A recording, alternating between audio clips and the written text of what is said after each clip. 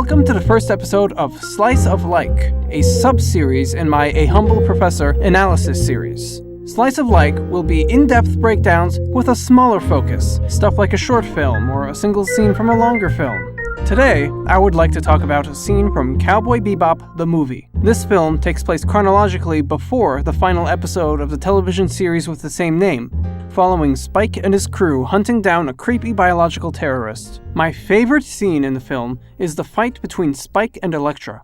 I find this to be a very tightly storyboarded sequence with slick action choreography and funktastic jazz music. I'm going to play the clip I'm discussing, and then we will sink our teeth into it. Huh? Hey, where's my truck? Huh? You just drove it out of here, didn't you? What?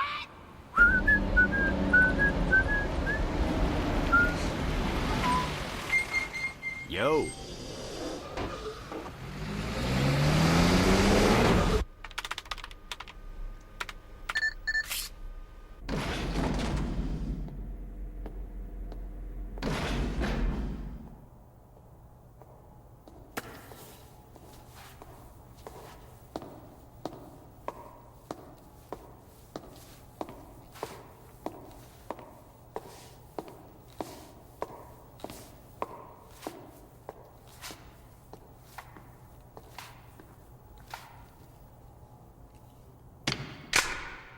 Both hands up in the air. Haven't we met somewhere before? Love the Toreador thing. Black pants, red jacket, nice look. The jumpsuit does nothing for you. Oh, guess not. Turn around.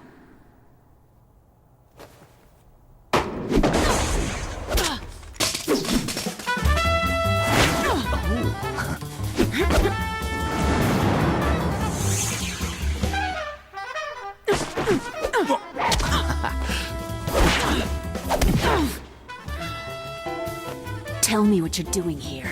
Let's flip a coin. Heads I tell you, tails we go out on a date.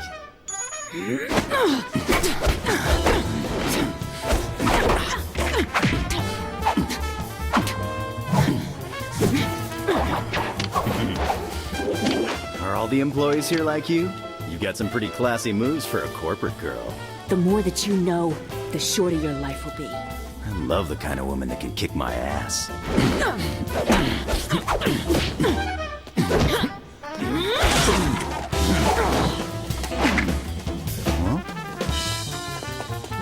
On guard!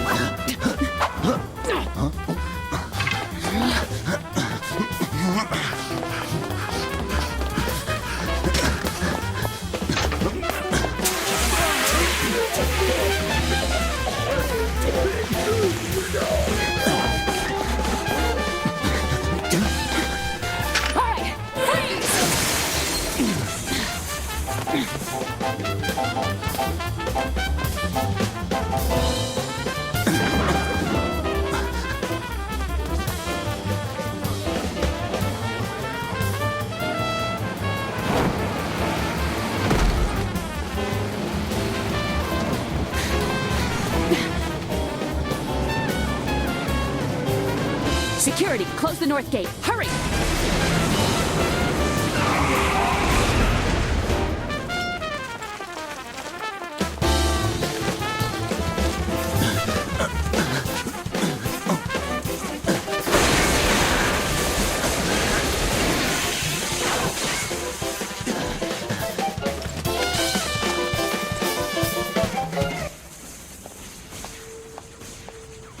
Let's jump to my favorite part, Spike's broom.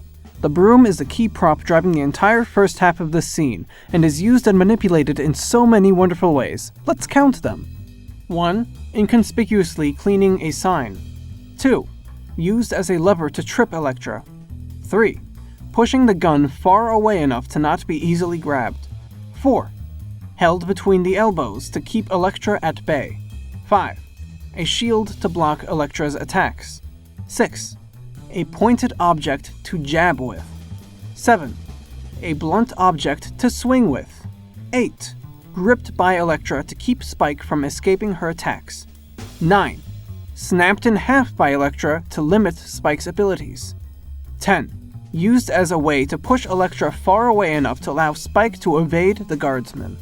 The broom is a part of the scene for almost exactly a minute. That means there is a unique application to this broom every 6 seconds. It also drives the power dynamics of this fight when looked at in conjunction with the gun. Elektra starts with the advantage of having the gun until Spike pushes it away, and once Spike realizes how adept Elektra is at hand-to-hand combat, he is able to give himself the upper hand himself by combating her attacks using various moves with the broom. Elektra breaks the broom, which gives her the advantage again as the police show up and she reobtains her gun. The storyboarding for the fight scene is also great. This is a very simple scene. The only elements we need to keep track of at this time are the walls, Spike, Elektra, the broom, and the gun. We don't even need to worry about the gun once it leaves the focus of the fight when Spike pushes it away. Another important element is that Spike is always physically attached to the broom in some form. Putting these together, it is easy to keep track of this scene despite how fast-cutting it is. One quick method to keep the viewer understanding the scene are the 2 walls that frame the action scene. Both are very visually distinct from each other, windows and doors. If we feel disoriented, we can quickly look at the walls and understand where the camera faces in the room. Something else is our sense of where a character is in relation to the other character on screen. Spike in this scene is most commonly on the right side of the screen, with Elektra on the left. There are some exceptions when Elektra has a temporary upper hand against Spike, and she appears on the right hand of the screen. In these scenarios, we are given transitional shots where a character uses an action to rotate the characters in the room. Showing power dynamics through horizontal orientation on screen is a concept you likely are familiar with. When characters in Hergé's The Adventures of Tintin comic book narratively progress forward in the story, their orientation within the panels are rightward facing. And when they have a major setback or have to retreat, they move to the left. This matches the direction the average Westerner will read a Tintin comic. If characters are able to move the story forward, they will move with your eyes forward through the book. And if they are holding the story back, they will face the opposite direction your eyes are moving. This fight scene works pretty similarly, although I doubt Tintin is where the animators got the idea from. Whoever has the upper hand in the fight scene appears on the right side of the screen, and when Spike has to retreat, he moves leftward. Character design also helps keep the scene easy to track. Both characters are dressed in very distinct and distinguishable colors, red and blue. Love the Toreador thing. Black pants, red jacket, nice look. The jumpsuit does nothing for you. Oh, guess not. Spike is always holding the broom, so as long as the broom is in frame, we don't need to see much or any of Spike. Once the fight transitions into a chase, we start to see a new mechanic to bring coherency into the cinematography. Shots are consistently setting up subsequent shots, even when the focus of a shot is somewhere else. When Elektra picks up her gun, we can see Spike start to turn a corner, which leads into the next shot in a whole new section of the hallway where he hides behind the corner and uses a fire extinguisher to suppress the guardsmen. This happens again when Spike dodges Elektra's gunfire by jumping over a cart.